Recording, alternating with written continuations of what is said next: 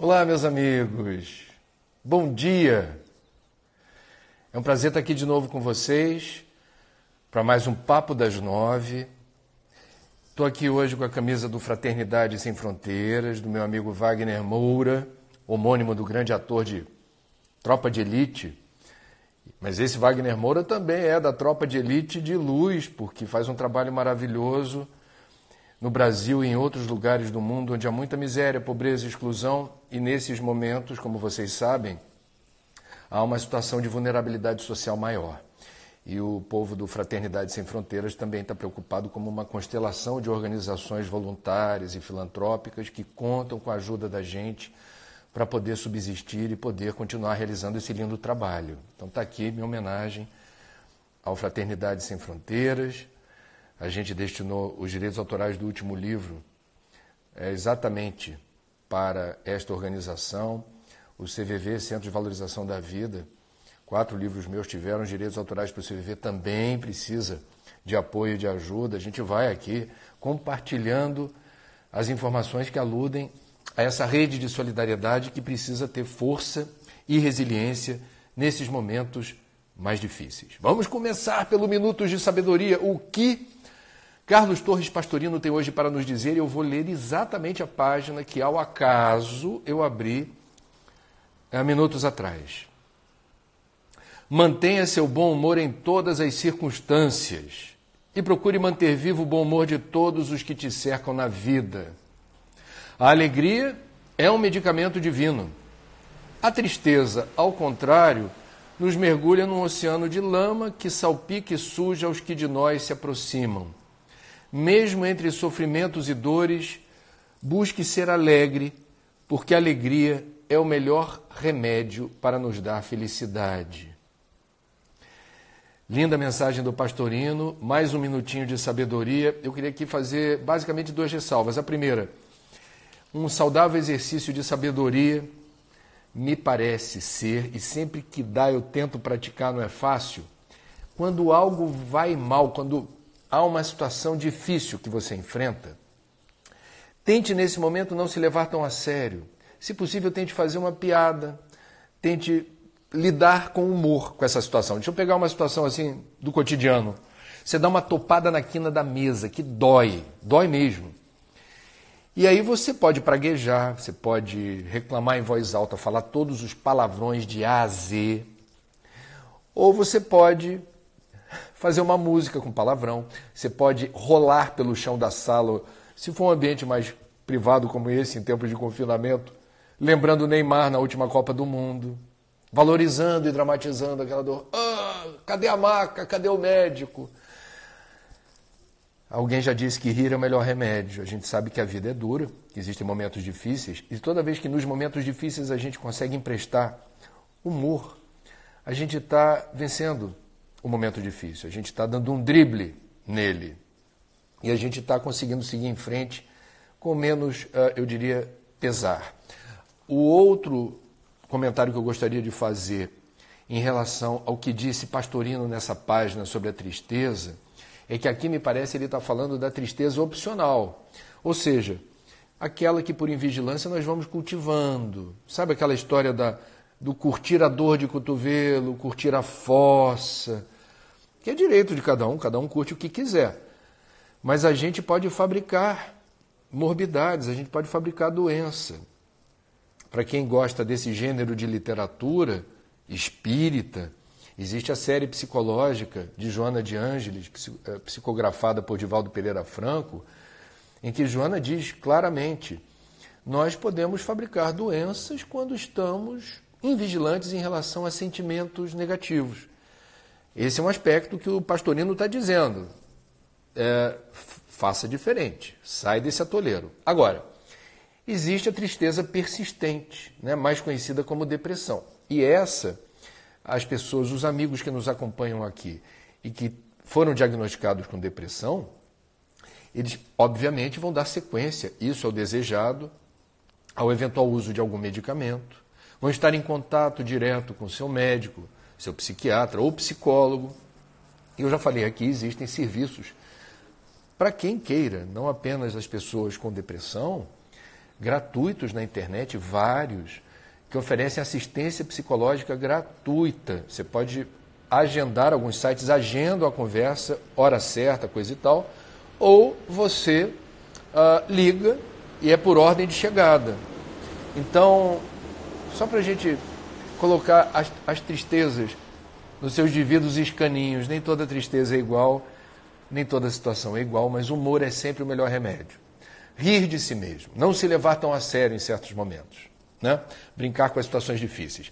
A minha indicação de leitura hoje, eu estou gostando disso porque está fazendo com que eu, de alguma forma, possa reconectar livros que me fizeram tão bem e que, neste momento, podem fazer bem a muita gente. Esse que eu vou indicar tem em PDF e tem narração, tem áudio. Então, quem tiver algum probleminha para ler, pode ouvir o livro, né? Ele é de um autor americano chamado Richard Bach, que eu gosto muito do Richard Bach. Tem uma frase dele que particularmente eu acho muito inspirada, que diz assim: eis um teste para saber se você terminou a sua missão na Terra. Se você está vivo, não terminou. Eu acho isso genial. Tudo tem sua hora para acontecer, inclusive retornar à pátria espiritual. Não precipite o retorno. Tudo acontece na hora certa. O livro é Fernão Capelo Gaivota. Fernão Capelo Gaivota. Em inglês, o título era outro, era John Livingston Seagull, A Story, que é o nome da gaivota. E eu vou relembrar aqui muito rapidamente de que se trata. Era uma vez uma gaivota chamada John Livingston, e ela não conseguia entender por que todas as gaivotas a seu redor, o bando de gaivotas daquele coletivo, não vibrava com a oportunidade de voar. O voo era apenas um meio de transporte, aí tinha hora de comer, tinha hora de descomer, tinha hora de dormir, tinha hora de se reproduzir, tinha hora de cuidar do filhote, tudo instintivo e tudo monótono, na visão do John Livingston. E ele era o diferente do grupo porque ele achava uma bênção voar. E ele achava que era um privilégio voar. E ele tentava testar todos os limites. Ele via até que altura eu posso ir. Como eu posso testar a velocidade do voo. De que maneira eu posso fazer um rasante. Ele adorava fazer acrobacia. Ele adorava fazer tudo que o voo permitisse. E isso incomodava tremendamente o bando, a ponto dele ser julgado e banido do grupo. E ele sofreu muito, porque ele não tinha razões para abandonar sua família e seus amigos apenas porque gostava de voar. E aí, num dado momento, eu não quero aqui avançar a leitura, eu não vou contar o livro todo. É muito triste essa parte do livro do banimento.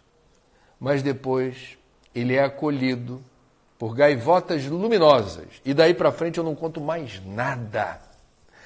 Mas é linda a forma como uma gaivota, na história de Richard Bach, ousa ser o que ela é. Não tem medo de ser o que é. Então, nós, pelo menos a leitura que eu fiz do livro, a interpretação, é de que vale a pena a gente ser quem a gente é, com todos os nossos limites, imperfeições, falhas, e com as nossas poucas virtudes. Nós somos seres únicos no universo, não há outro igual a você, seja do ponto de vista físico, não há outro com as suas digitais. Se lembra do teste da biometria no TRE? Porque é batata, não vai ter outro eleitor no mundo, no universo, na galáxia, com a digital igual à sua. Não há outra pessoa com a sua íris dos olhos. Não há outra pessoa com o exato design do lóbulo da sua orelha. Então, o Papai do Céu nos deu um sinal de identidade que me parece um gesto, um código, uma forma de fazer a gente entender que nós somos únicos no universo.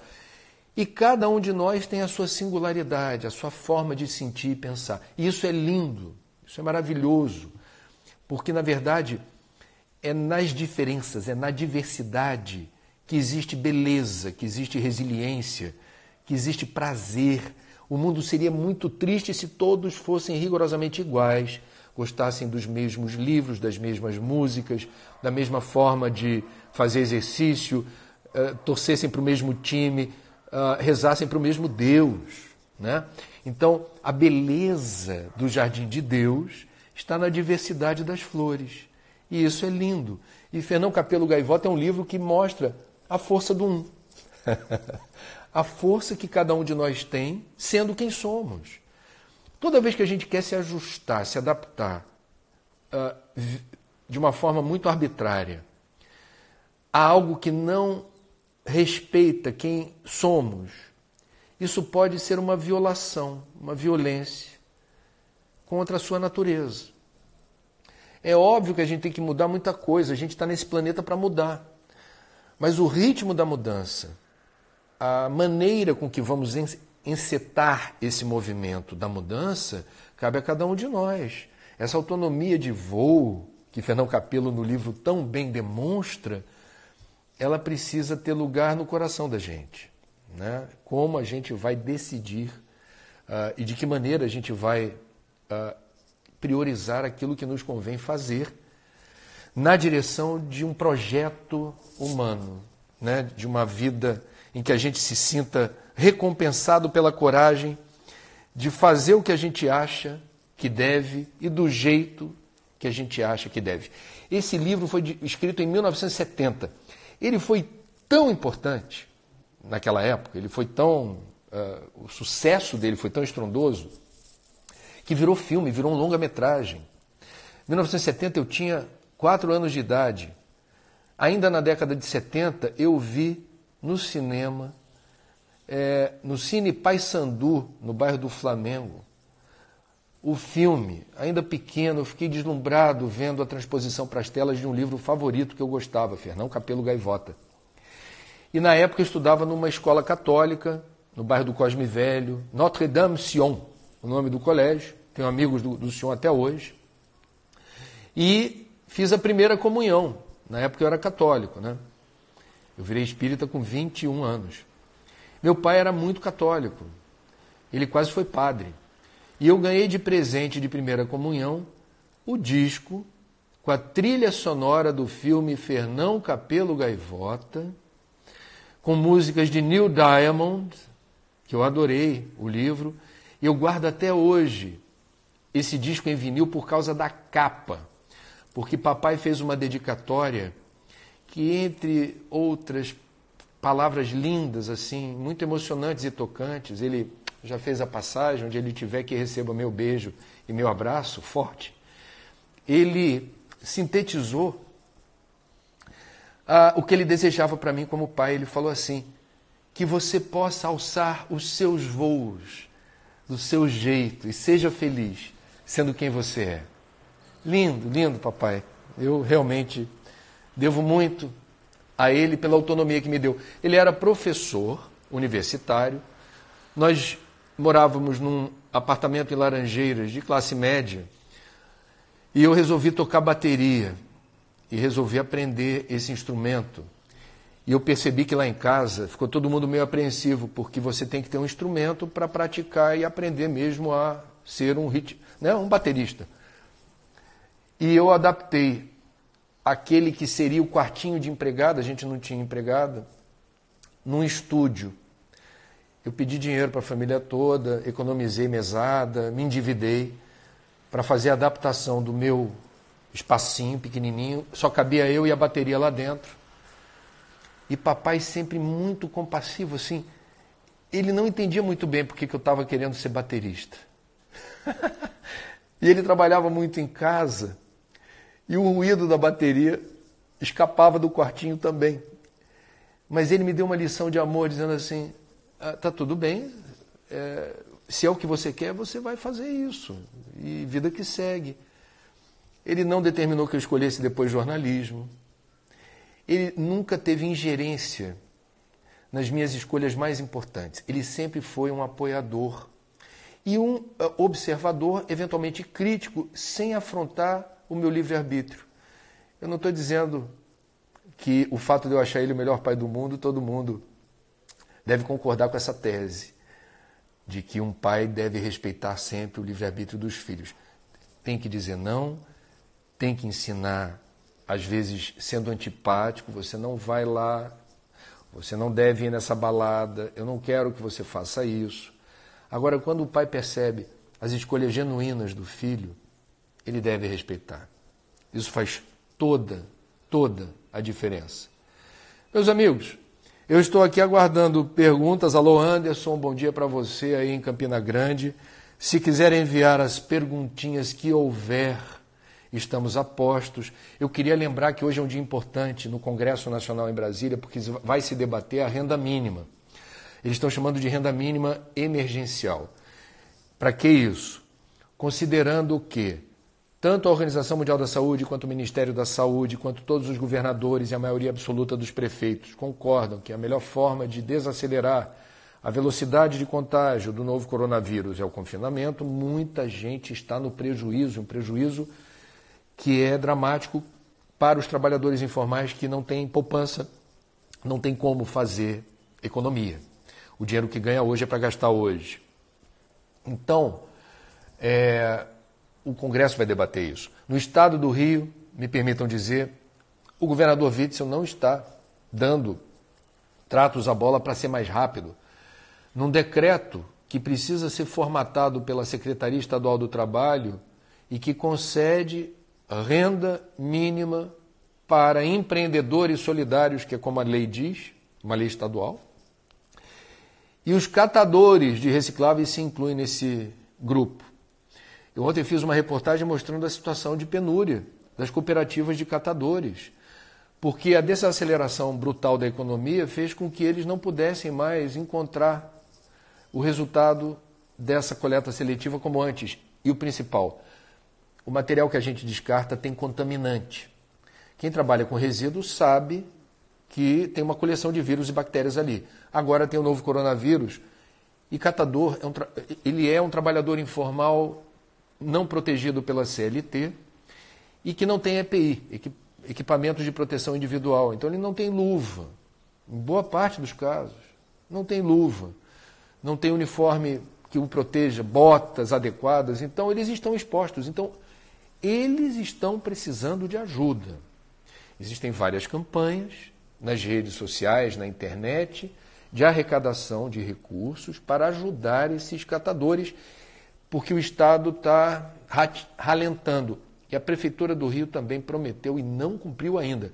Eu me lembro do Herbert de Souza, o Betinho, sociólogo da Ação da Cidadania contra a Fome.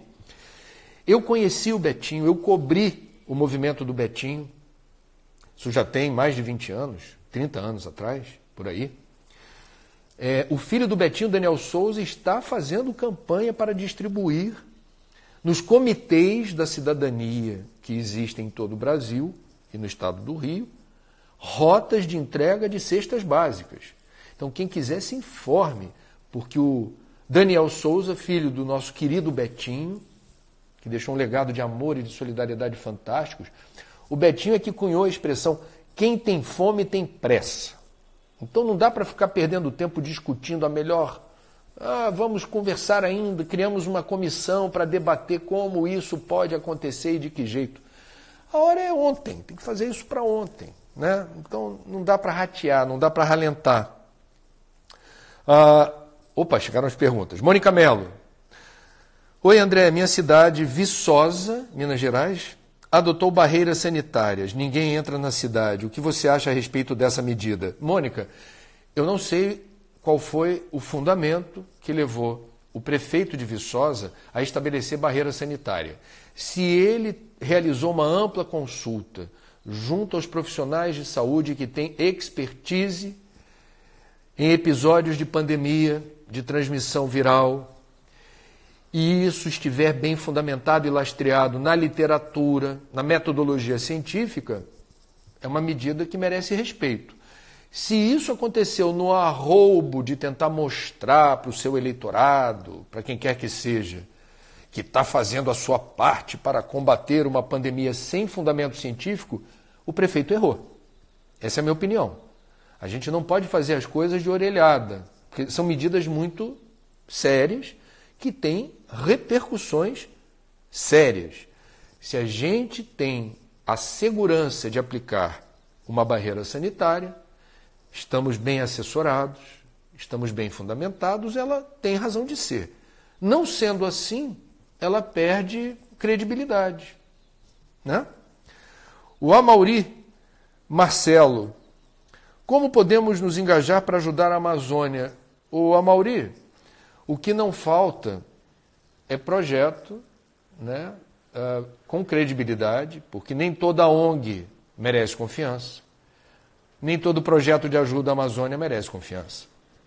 Então é um dever de casa que cada um de nós que quer ajudar a Amazônia precisa fazer, e na era digital a gente consegue buscar essas informações.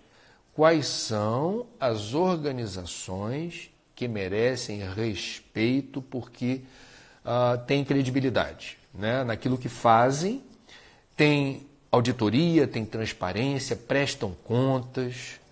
Então, eu não queria aqui citar algumas que eu conheço para não ser injusto, mas elas existem. E se você fizer uma pesquisa, você verá quais seriam aquelas que inspiram mais confiança. É importante a gente se dar conta de que a Amazônia representa mais da metade do continente brasileiro, são 9 estados amazônicos. A Amazônia, para quem já foi, eu já fui várias vezes. Já fui fazer reportagem lá em comunidades indígenas, já fui acompanhar a favelização em área que era canteiro de obras de hidrelétrica. A gente já foi fazer reportagem sobre biodiversidade. Eu já fui em área de proteção ambiental, subindo aquelas torres gigantes para ver de cima da copa das árvores, né? A realização de pesquisa para verificar como o continente amazônico é importante para o clima, para a umidade do planeta, não só do Brasil, produção de chuva, tudo isso. Você vai ter diferentes configurações aí de projetos que estão precisando de ajuda, sim. Então, informe-se que você vai encontrar coisas muito interessantes. Leandra Ogliari: André, o que você pensa sobre essa pandemia em relação à transição do planeta? Já comentamos aqui, mas não me custa repetir. Eu entendo que é um freio de arrumação, né? A gente está sendo instigado a pensar muita coisa diferente. A política econômica do mundo, na era da globalização. China é o grande motor econômico do mundo. E na era da globalização, a China fornece matéria-prima, produtos acabados na área da informática, tudo vem da China. E os Estados Unidos são o país mais consumista do mundo. E nós temos um mundo, portanto, que se acostumou com uma lógica de depender de petróleo, dos humores da Arábia Saudita, que é uma monarquia rígida, nada democrática e eu diria injusta, com mulheres, com minorias. Nós temos um mundo que tem questões muito graves do ponto de vista econômico. Nós temos um mundo que não está seguindo a cartilha dos esforços para combater frontalmente a miséria, a pobreza e promover a inclusão social. Essa agenda ficou de lado. E veja em tempos de pandemia como é dramática a situação de quem é excluído. Os sem-teto, os favelados, as muitas pessoas que vivem em condições indignas. Agora isso vem à tona, não estava no radar de boa parte do planeta. E nós estamos vendo o ar puro em alguns lugares e muito limpo agora. Nós estamos vendo as águas límpidas em várias partes do mundo, inclusive Veneza. Nós estamos vendo a desintoxicação do planeta. O planeta está se desintoxicando a olhos vistos. Essas pesquisas ainda virão com mais detalhes. Outro dia eu estava conversando, trocando mensagem com o Dr. Carlos Nobre, climatologista, para mim está top na área do clima no Brasil. Ele estava dizendo, a estimativa mais conservadora dá conta de que nós teríamos, até aqui, reduzido em 7% as emissões de poluentes no mundo inteiro. Redução de 7% de poluentes é muita coisa. É muita coisa. Então, quando o chinês consegue respirar, eu estive na China em 2014, a gente usava máscara, mas não era para combater pandemia, não. A gente usava máscara em Pequim porque o ar era podre. O ar era ruim para burro. A gente tinha, sem máscara e sem hidratar, tinha que tomar água o tempo todo para limpar as vias respiratórias. Era uma sensação de asfixia. Parecia que a gente estava numa sala de fumantes no aeroporto. E claramente, nas quase 3 semanas que eu passei na China, eu respirei ar numa quantidade equivalente a vários cigarros tragados.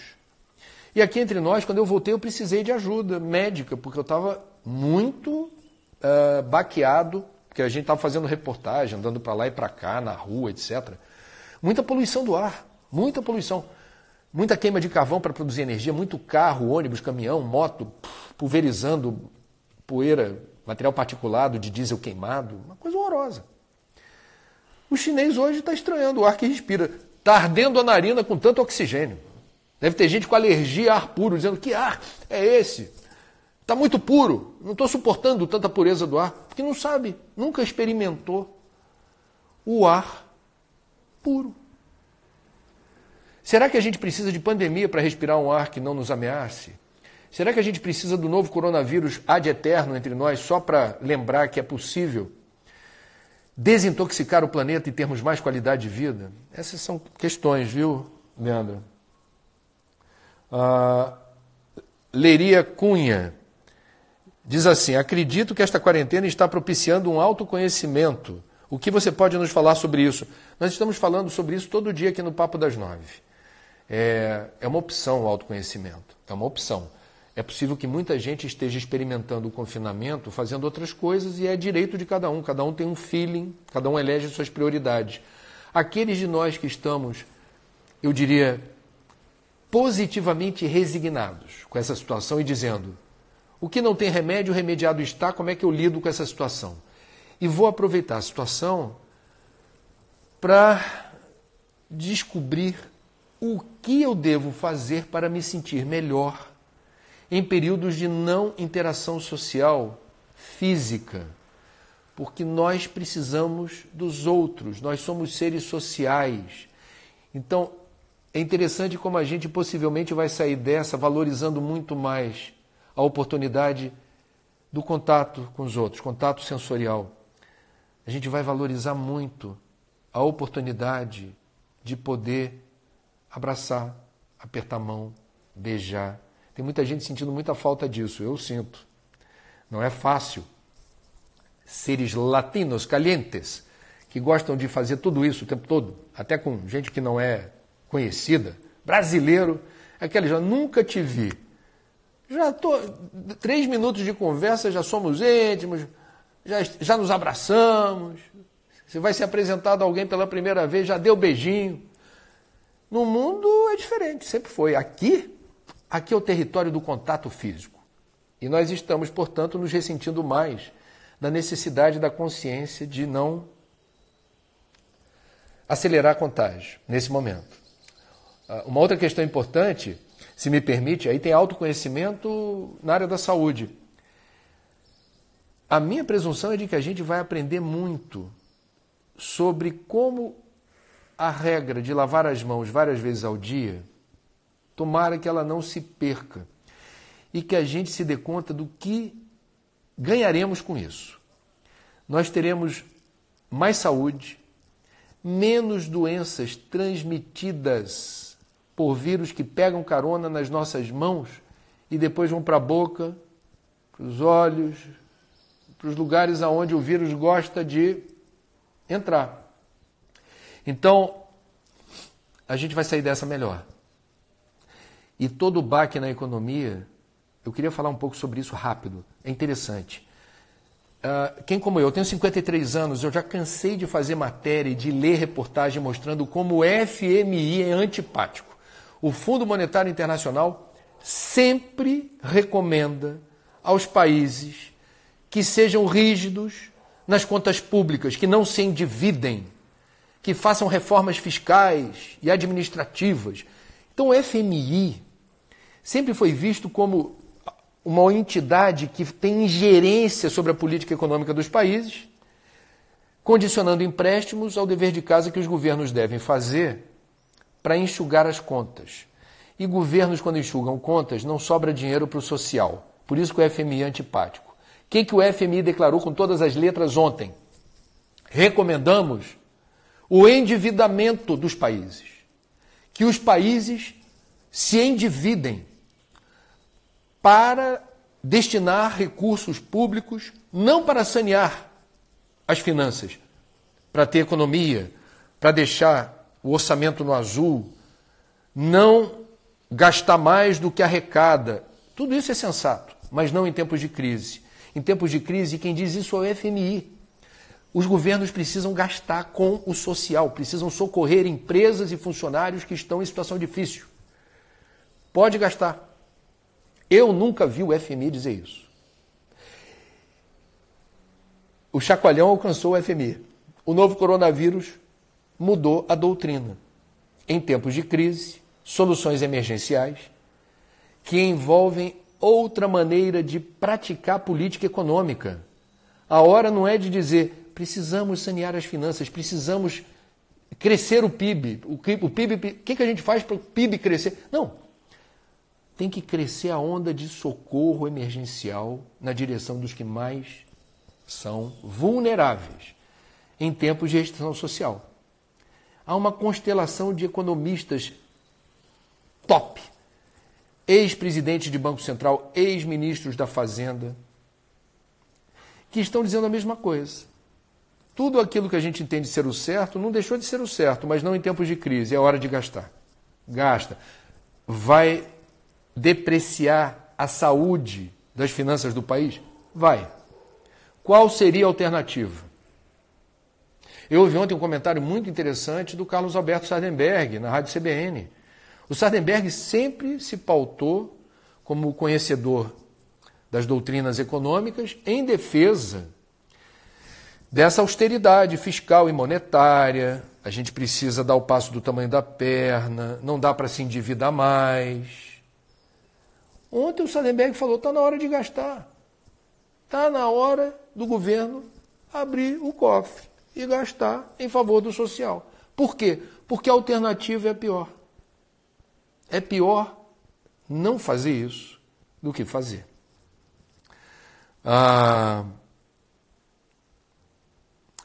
Débora Santana diz que está sofrendo com isolamento. Ela fala aqui de uma patologia que ela tem. Será que eu me encaixo nisso? Tem um funcionário. Ô Débora, eu não entendi. Me encaixo nisso o quê? Porque provavelmente você reporta algo que eu falei aqui.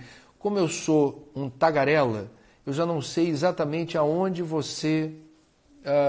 o que inspirou a tua pergunta. Se você puder reenviar. E Anderson, se ela fizer a pergunta de novo, explicando melhor a formulação da questão, você manda para mim, tá?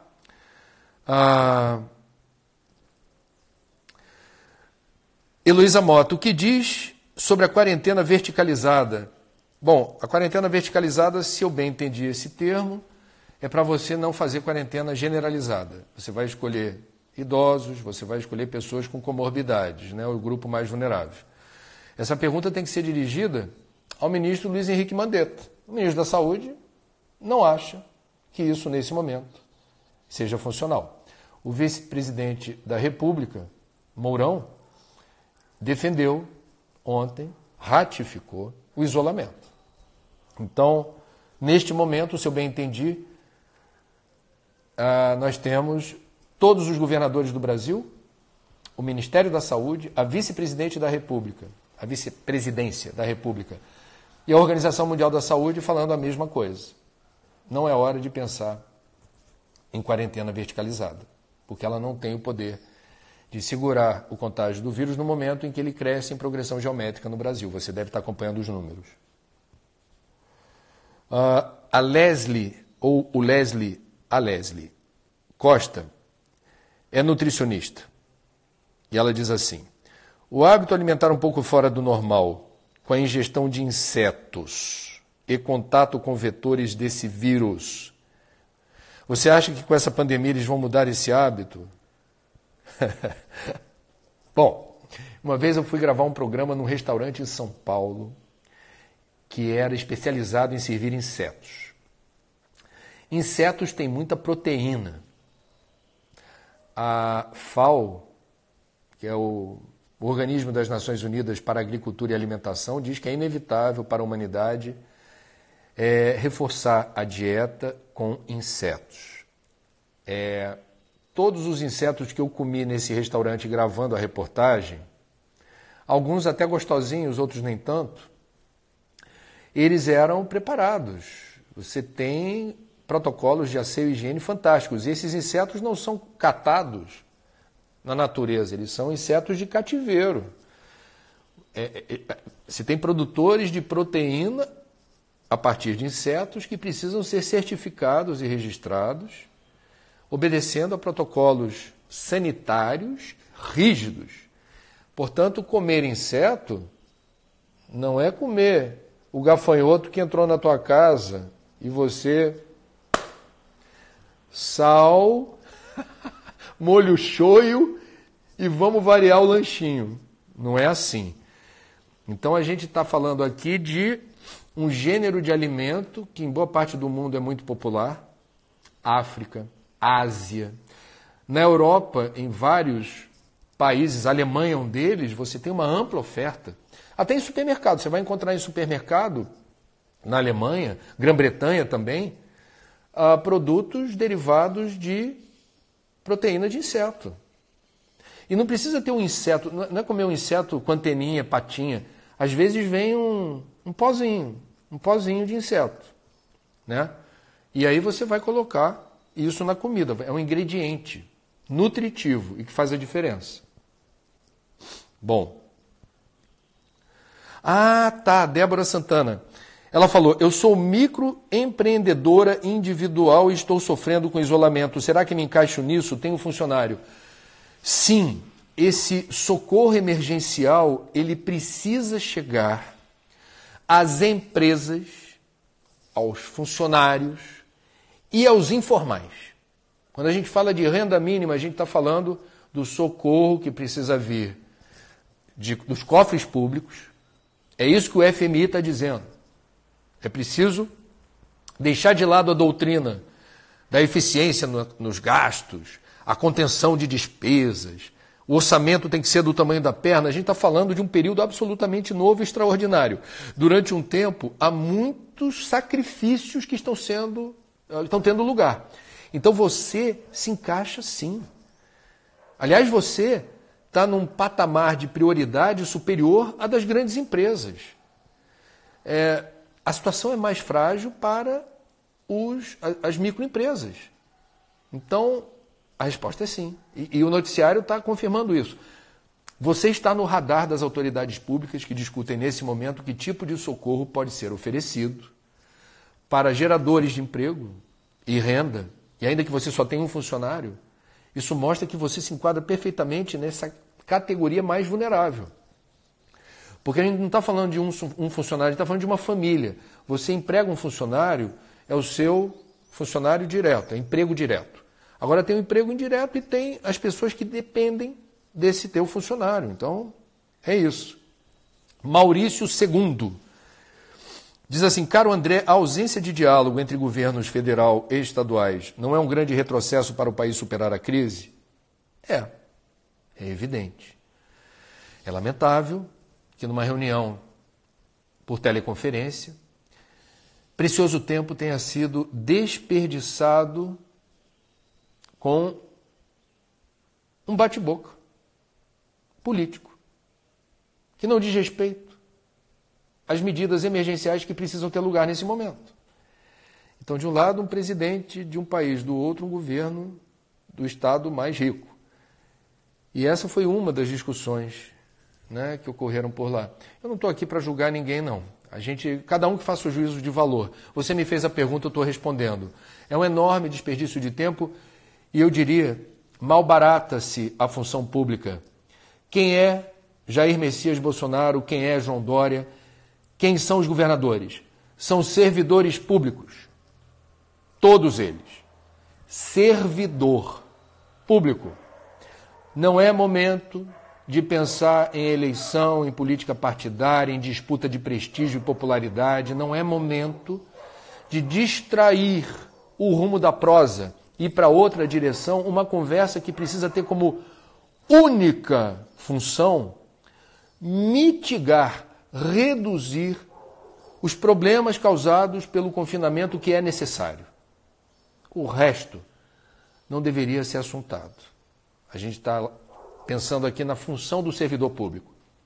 Quem é servidor público nesse momento precisa vestir a camisa e dizer: quem sou eu? Eu existo para servir o meu país, servir o nicho da administração pública que eu estou vinculado.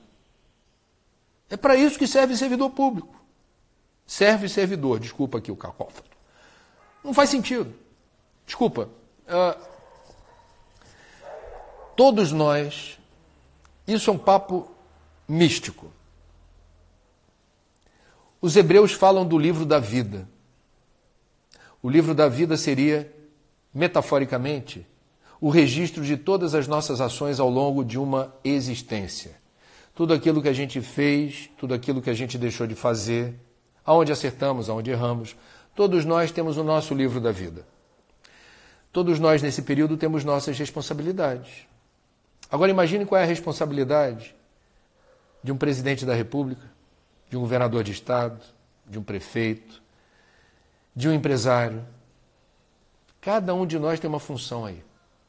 E tomara que cada um de nós, no futuro, ao acessar o livro da vida de cada um de nós, quando você e eu revermos como durante esses dias, o que fizemos, aonde acertamos, aonde erramos, nós não tenhamos nenhum arrependimento.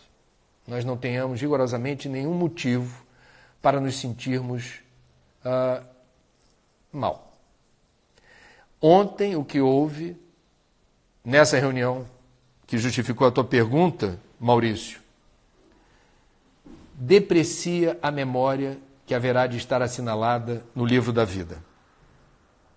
Márcia Massotti, ela faz a colocação: máscaras de tecido para a comunidade, o que acha? Márcia, sensacional. Essas ideias estão pipocando por aí. Você já deve ter visto alguns vídeos, eu já vi uns 3. E vi uma reportagem ontem na Globo News de uma brasileira que está trabalhando nos Estados Unidos e ela bolou uma forma de fazer máscaras baratas e acessíveis e está doando para profissionais de saúde. Na cidade onde ela mora, nos Estados Unidos. Ela está doando. Ela fez a compra de um material, não pode ser qualquer tecido. Ela, se não me engano, pegou um material sintético, um poliuretano desses que são confortáveis e vedam bem. Ela comprou o elástico, ela fez o corte, ela costurou e ela começou a fabricar em série durante o período que ela está lá confinada. E ela está doando. E quem está recebendo está agradecido. Obrigado por você consagrar seu tempo e sua energia fazendo máscara, que está faltando. Então, veja, esta designer que está fazendo esse trabalho nos Estados Unidos e é brasileira, se ela estivesse aqui, estaria fazendo isso aqui. Essa página do livro da vida dela, ó, luminoso. A Tatiana Mello pergunta aqui: André, você conhece algum aplicativo que direcione para a coleta de recicláveis? Conheço. Ué, eu vou recomendar do meu amigo mundano, grafiteiro de São Paulo, o Cataqui, com K, Cataqui.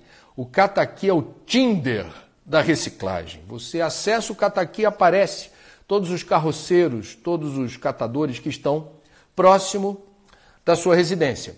E aí vem o telefone dele, você faz contato e você diz o que você tem e vê qual é a melhor maneira de você se desfazer dos recicláveis, lixo seco, papel, papelão, plástico, metais, vidro, e ver se o catador está disponível para isso.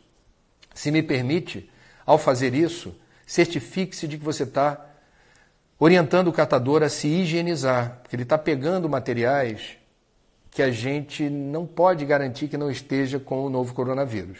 Esse material que a gente descarta, que são os recicláveis, ele já foi manuseado por quem produziu, por quem transportou, por quem arrumou na prateleira do supermercado ou outro lugar.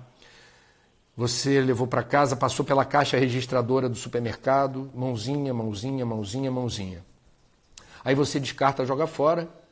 E aí o que acontece? O que não falta ali é digital.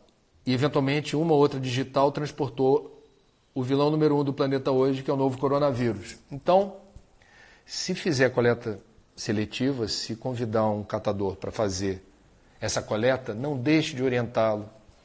Eventualmente o presenteie com luva, com álcool. É um gesto bonito, que faz a diferença também. A Márcia Leal diz aqui: André, sou autônoma e tenho uma empresa com 5 funcionários. Minha preocupação é enorme, pois como vou pagar a todos e as despesas da clínica para que eu possa funcionar? Você está repleta de razão. É por isso que hoje, em Brasília, a Câmara dos Deputados, foi o que disse o Rodrigo Maia ontem, quer votar rápido, com os devidos cuidados, promover o debate, tentar afinar um projeto de renda mínima emergencial. E que não é apenas para quem está na informalidade ou comunidades de baixa renda, é socorro aos empresários, especialmente os empresários médios ou pequenos. Então, a gente está falando aqui de abonar pagamento de taxas, de impostos, a gente está falando aqui de um socorro em recursos que alcance esses funcionários seus, por exemplo. São muitos casos, a gente não pode encaixar todas as situações num único verbete. Por isso que precisa ter um debate. Para isso serve a democracia. A democracia tem muitos problemas, mas ela reduz riscos quando a gente pensa numa ditadura. Numa ditadura, alguém, numa sala fechada com 2 ou 3 puxa-sacos, definem qual é a medida que será adotada. Numa democracia você vai abrir o debate e quanto mais gente participar, menos riscos há desse debate estar contaminado de vícios ou de ausência de conhecimentos específicos. A democracia funciona quando há interesse público, quando a gente tem uma meta a ser alcançada em caráter emergencial, e tudo isso faz a diferença. Eu acredito na democracia.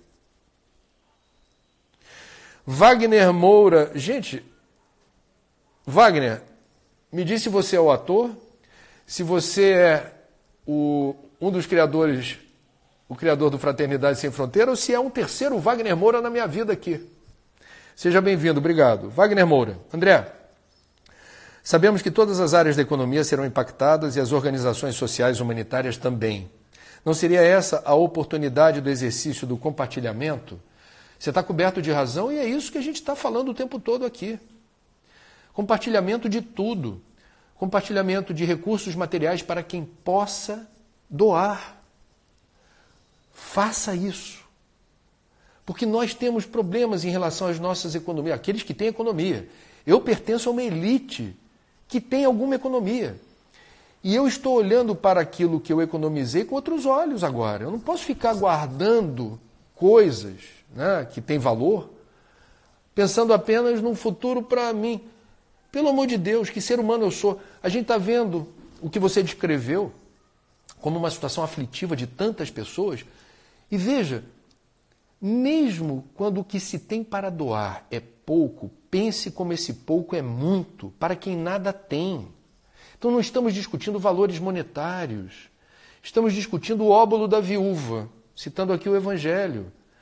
O óbolo da viúva é uma passagem do Evangelho em que nós temos aqui uma pessoa muito desprovida de recursos materiais, mas que sensibilizou em relação a alguém que lhe pareceu mais necessitada do pouco que se tinha e doou. Isso aparece bonito no livro da vida que eu falei. Isso aí faz a diferença. Então você está coberto de razão quando fala do exercício do compartilhamento e quando não há recursos materiais, que haja uma palavra amiga. Ah, mas eu não posso chegar perto, então faz de longe. Se não é dinheiro, pode ser algum recurso. A gente falou aqui da experiência de uma designer que fabricou em casa máscaras para proteção de profissionais de saúde, onde essas máscaras não estão disponíveis. É o óbolo dela. É aquilo que ela tem para dar. Cada um dá o que pode. Mas o momento é de compartilhar, concordo plenamente com você. Fabiana Nascimento, aplicativo para coleta de óleo de cozinha, você conhece? Conheço, mas esse eu não me lembro de cabeça. Eu me lembro do Disque Óleo. Olha, vantagem do século XXI, era digital. Você vai no Oráculo, Google ou qualquer outra ferramenta de busca. Consulte o Oráculo e bota lá, coleta de óleo de cozinha. Você vai ver uma lista longa. Em boa parte dos casos, como é que isso funciona? você está em casa, você vai dizer que quer separar o óleo para alguém levar. Essa empresa ou cooperativa leva para sua casa ou para o seu condomínio um balde, um recipiente para você ficar, ó, toda hora que for fazer fritura na frigideira, coisa e tal, você vai escoando o óleo dentro desse recipiente. Quando o recipiente estiver cheio, você liga, eles buscam o recipiente cheio de óleo e deixam o outro vazio. E você ganha. Isso acontece em condomínios. Isso já tem, ó. O condomínio é premiado com material de limpeza, vassoura, água sanitária, sabão. Então é uma troca. E esse óleo de cozinha, quando jogado na pia, no ralo, ele promove o mesmo efeito quando a gente ingere óleo de cozinha com regularidade. Entope tubulação como entope veia. Então o melhor destino para óleo de cozinha não é o ralo, nem a gente ficar comendo o tempo todo fritura, como se não houvesse amanhã, porque vai dar problema. Então, segrega esse óleo, coloca numa garrafa PET com tampa de rosca. Vai botando ali. Quando for a hora, liga para o Disque Óleo e fala, estou aqui com óleo de cozinha. Vai levar? Eles levam. E isso é usado como matéria-prima para sabão, principalmente, não apenas isso. A Lúcia Garcia. Oi, Lúcia. Um beijo para você e para o Formiga. Obrigado pela linda mensagem. Como Fraternidade Sem Fronteiras está atuando frente à Covid-19? Ampliaram as ações? Lúcio, o que eu sei é que eles estão mantendo os trabalhos, estão precisando que os doadores persistam no auxílio que eles contam para ajudar quem mais precisa. Se você quiser conhecer, não é o caso da Lúcia que conhece, o trabalho do Fraternidade Sem Fronteira, acesse o Oráculo digital e veja a beleza, a amplitude, a emergência, o senso de urgência desse trabalho. Em tempos normais, em tempos de pandemia, eleva-se, eu diria, a urgência desse compartilhamento de recursos espirituais, psicológicos, materiais, roupa, comida, cama, escova de dente, remédio, assistência médica. Fraternidade Sem Fronteira tem de tudo um pouco. E isso faz toda a diferença. Meus amigos, nós estamos nos aproximando aqui do final da nossa conversa. Eu quero mais uma vez agradecer muito a participação de todos.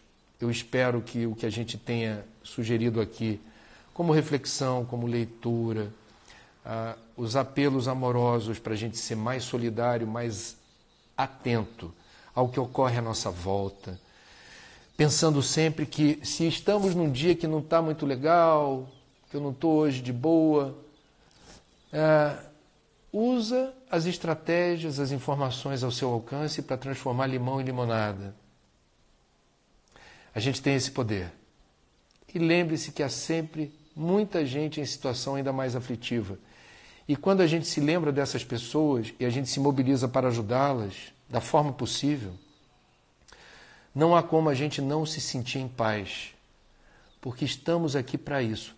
Todos nós estamos nesse planeta para aprendermos a ser gente. A gente está aqui com a função primeira de sermos pessoas melhores, empregando com sabedoria nosso tempo, nossa energia, na aventura do autoconhecimento, descobrindo que a dor e o sofrimento, do ponto de vista espiritual, não são contra nós, são em nosso favor, porque determinam a necessidade da superação, a necessidade, eu diria, da transcendência. Nossa, o que devo fazer e de que jeito para lidar com algo que nesse momento me bateu, me aflige? Viva o obstáculo que nos obriga a exercitar a musculatura espiritual. Tem uma frase que eu adoro, não sei quem é o autor, que diz algo assim: se tudo vai bem o tempo todo, você tem motivo para se sentir muito preocupado. Porque a gente aprende de verdade nas dificuldades, nos obstáculos, é nas experiências assim difíceis. Claro, como é bom quando o vento sopra a favor. Todos queremos isso. Agora, quando o vento sopra contra, não se desespera, não se angustia. Agradece a Deus. Obrigado, Senhor, porque agora eu estou sendo instigado a desenvolver habilidades náuticas. Eu estou no oceano e o vento não está soprando a favor. O que me cabe fazer para seguir a minha rota? É nesse momento que a gente cresce, é nesse momento que a gente se supera e é nesse momento que a gente pode, com muito orgulho, olhar para a gente e dizer: não imaginava que eu pudesse lidar desta maneira com uma situação que me é hostil. Que bom que eu não me desesperei, que bom que eu não me angustiei, que bom que eu transformei a ansiedade em energia luminosa para apontar caminhos, para experimentar, para eventualmente arriscar, fazer diferente. Novos problemas demandam novas soluções. Nós não podemos imaginar um mundo diferente fazendo as mesmas coisas que a gente sempre fez. Um mundo diferente pede atitudes diferentes, ações diferentes, emoções diferentes. Temos todas as condições para virar esse jogo. Cada dia a sua tarefa. Hoje, quinta-feira, temos um dia pela frente. E o que eu desejo para vocês é que haja força, coragem e fé. Isso também passa. Enquanto não passar, faça do limão a limonada, busque informação, busque ajuda, cobre do governo, que tem o nosso dinheiro dos impostos, o devido socorro, especialmente para aqueles que mais necessitam numa situação emergencial. Que Deus ilumine, nesse momento, os congressistas para liberarem logo os recursos emergenciais para quem mais precisa e que ilumine cada um de nós para fazermos aquilo que nos é devido. Quem pode ajudar da forma possível não deve adiar o encontro com essa solidariedade. Até amanhã, às 9, se Deus quiser, estarei aqui. Tudo de bom.